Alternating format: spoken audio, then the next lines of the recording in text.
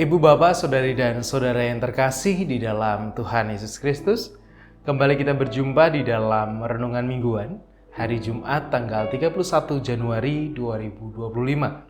Bersama saya, Pendeta Arditulus Arianto, kita akan merenungkan Sabda Tuhan sebagai dasar dalam kita menjalani kehidupan keseharian kita. Kita akan bersama merenungkannya di dalam sebuah tema, yaitu siapkah engkau dikecewakan? Sebelum kita akan bersama merenungkannya, mari kita bersama berdoa. Kami saat ini dapat memiliki kesempatan untuk merenungkan firman-Mu. Itu semuanya adalah karena kebaikan-Mu semata, ya Allah. Oleh karena itu, tolonglah kami di dalam kami hendak merenungkan firman-Mu ini. Kiranya hikmat dan kebijaksanaan yang dari Tuhan hadir dalam kehidupan kami, dan Roh-Mu yang kuduslah yang berkarya atas kami, sehingga kehidupan kami boleh senantiasa Tuhan pakai untuk kemuliaan nama Tuhan, sehingga firman-Mu kami nyatakan dalam keseharian kami. Kami serahkan perenungan firman-Mu pada saat ini ke dalam tangan kuasa Tuhan sendiri. Di dalam nama Tuhan kami Yesus Kristus, kami naikkan doa kami. Amin. Sabda Tuhan yang akan kita renungkan bersama pada saat ini didasarkan dari firman Tuhan yang tertulis di dalam surat Kisah Para Rasul, pasalnya yang ke-19, ayat 1 sampai dengan ayat yang ke-10. Kisah Para Rasul 19, ayat 1 sampai dengan ayat yang ke-10. Yang demikian sabda Tuhan bagi kita. Ketika Apolos masih di Korintus, Paulus sudah menjelajah daerah-daerah pedalaman dan tiba di Efesus. Di situ didapatinya beberapa orang murid. Katanya kepada mereka, "Sudahkah kamu menerima Roh Kudus ketika kamu menjadi percaya?" Akan tetapi mereka menjawab dia, "Belum, bahkan kami belum pernah mendengar bahwa ada Roh Kudus." Lalu kata Paulus kepada mereka, "Kalau begitu, dengan baptisan manakah kamu telah dibaptis?" Jawab mereka, "Dengan baptisan Yohanes." Kata Paulus, "Baptisan Yohanes adalah baptisan orang yang telah bertobat, dan ia berkata kepada banyak orang bahwa mereka harus percaya kepada Dia yang datang kemudian daripadanya, yaitu Yesus." Ketika mereka mendengar hal itu, mereka memberi diri mereka dibaptis dalam nama Tuhan Yesus. Dan ketika Paulus menumpangkan tangan di atas mereka, turunlah Roh Kudus ke atas mereka, dan mulailah mereka berkata-kata dalam bahasa roh dan bernubuat. Jumlah mereka adalah kira-kira 12 orang. Selama 3 bulan Paulus mengunjungi rumah ibadah di situ dan mengajar dengan berani. Oleh pemberitaannya, ia berusaha meyakinkan mereka tentang kerajaan Allah. Tetapi ada beberapa orang yang tegar hatinya.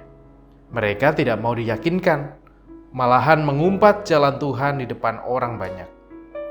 Karena itu Paulus meninggalkan mereka dan memisahkan murid-muridnya dari mereka, dan setiap hari berbicara di ruang kuliah Tiranus. Hal ini dilakukannya 2 tahun lamanya, sehingga semua penduduk Asia mendengar firman Tuhan, baik orang Yahudi maupun orang Yunani. Demikianlah bacaan sabda Tuhan. Yang berbahagia ialah setiap orang yang dengan setia merenungkan serta memeliharanya. Haleluya. Amin. Ada yang pernah mengatakan bahwa kalau kita tidak mau kecewa, maka janganlah kita memiliki harapan. Atau kalau kita tidak mau dikecewakan oleh orang lain, janganlah kita punya harapan bahwa orang lain akan melakukan sesuatu untuk kita. Itu menjadi sesuatu yang ideal. Memang benar ya, bahwa kalau kita punya harapan, kita punya ekspektasi, maka pada saat yang sama kita pun juga pasti memiliki peluang untuk dikecewakan. Karena bisa jadi harapan atau ekspektasi kita itu tidak dilakukan oleh orang lain. Tetapi apakah mungkin kita dalam kehidupan sehari-hari itu tidak punya ekspektasi terhadap orang lain? Atau bahkan tidak punya harapan tentang apa yang akan kita lakukan? Punya ekspektasi tentang apa yang kita lakukan? Nampaknya kok agak susah. Karena pada kenyataannya seringkali kita menjumpai dengan berbagai hal yang mengecewakan kita. Baik kecewa oleh orang lain ataupun kecewa oleh karena hasil yang kita terima. Misalnya, kita sudah berusaha, tetapi hasil usaha kita itu gagal. Ketika dalam situasi itu, bisa jadi kita akan merasa kecewa karena kita berpikir bahwa kalau saya berusaha dengan keras, pasti saya berhasil. Tapi toh, ternyata gagal. Mungkin ada sisi kita kecewa. Atau juga yang dipengaruhi oleh orang lain. Ketika kita melakukan hal-hal baik kepada mereka, kita melakukan sesuatu kepada mereka, tetapi balasan mereka tidak sesuai dengan apa yang kita ekspektasikan. Kita mungkin berharap bahwa mereka juga akan baik kepada kita. Tetapi ternyata tidak selamanya seperti itu. Maka di saat yang demikian, bisa jadi kita merasakan sebuah kekecewaan. Nah, lalu pertanyaannya adalah, siapkah kita untuk kecewa? Kenapa? Karena kalau kita tidak siap untuk kecewa, maka seringkali membuat kita tidak akan mau untuk berupaya dan kita tidak akan mau melakukan hal yang baik kepada orang lain. Karena jangan-jangan kita sudah berpikir bahwa, kalau saya melakukan ini, nanti jangan-jangan dia juga nggak balas begini, jadi ya udahlah, nggak usah saya lakukan. Atau kita mau berusaha, saya berusaha begini, saya sudah mengorbankan ini, saya mengorbankan itu, tapi toh misalnya dalam hal usaha begitu ya, saya membangun usaha saya mengorbankan ini, mengorbankan itu, saya sudah belajar, berusaha dan sebagainya, tapi nanti kalau gagal gimana? Udahlah, nggak usah lah. Akhirnya kita tidak melakukan apapun, karena kita tidak siap untuk dikecewakan atau tidak siap untuk kecewa. Nah, Bapak, Ibu, dan Saudara yang terkasih dalam Tuhan Yesus Kristus, dalam teks kita kali ini, kita tahu bahwa Paulus itu adalah tokoh yang besar. Dia adalah tokoh yang membawa ajaran kekristenan itu ke penjuru daerah, bahkan ke beberapa daerah-daerah besar. Dan dia punya pengikut yang sangat banyak. Bahkan dampaknya dari perkabaran yang dilakukan oleh Paulus pun juga salah satunya adalah kita yang saat ini bersama-sama merenungkan sabda Tuhan. Nah, Bapak, Ibu, dan Saudara yang terkasih dalam Tuhan, meskipun Paulus adalah seorang pekabar Injil yang besar, seorang rasul yang hebat, tapi toh ternyata dalam perjalanannya ia pun juga menjumpai perjalanan yang tidak mulus. Ada masanya di mana dia juga mungkin merasakan sebuah kekecewaan. Misalnya di ayat ke-9 dikatakan, tetapi ada beberapa orang yang tegar hatinya. Di samping ada orang-orang yang menjadi percaya karena perkabaran Injil yang dilakukan oleh Paulus, tetapi ternyata pada saat yang sama ada juga orang yang tidak mau mendengarkannya. Bahkan malah mengumpat. Mendengarkan tidak, percaya tidak, malah mengumpat. Mungkin kalau kita jadi Paulus, kita akan mengatakan bahwa, kamu itu aku sudah berusaha seperti ini, kamu malah memperlakukan aku seperti itu. Nah, mungkin akan ada rasa kekecewaan yang dilakukan oleh Paulus. Tetapi apakah kekecewaan Paulus itu menghalangi dia untuk kemudian melanjutkan karya-karyanya yang lain? Tidak juga. Karena di daerah setelah peristiwa ini, di daerah-daerah yang lain pun juga ada situasi yang sama. Ada orang yang percaya, ada orang yang mengumpat, tidak percaya kepada apa yang disampaikan oleh Paulus. Nah, artinya bahwa di dalam ia memberitakan tentang perkabaran Injil, tentang berita tentang Kristus, Paulus sudah siap untuk dikecewakan. Sehingga ketika ia dikecewakan oleh orang lain dari apa yang sudah dia lakukan, itu tidak membuat dia, ya sudahlah, aku nggak mau lagi. Tidak. Tetapi dia sudah siap dengan segala konsekuensinya, bahwa ketika aku melakukan ini, maka akan ada dua kemungkinan. Orang itu merespon dengan baik atau tidak. Yang penting adalah saya melakukan itu untuk Tuhan. Nah, pertanyaannya adalah, apakah kita dalam kehidupan sekarang itu siap untuk dikecewakan? Dengan mengupayakan hal yang sebaik mungkin. Mengupayakan apa yang bisa kita upayakan dengan sebaik-baiknya. Meskipun kita sadar bahwa nanti akan ada orang yang menerima dan orang yang tidak menerima mungkin kebaikan kita atau cinta yang kita berikan kepada mereka.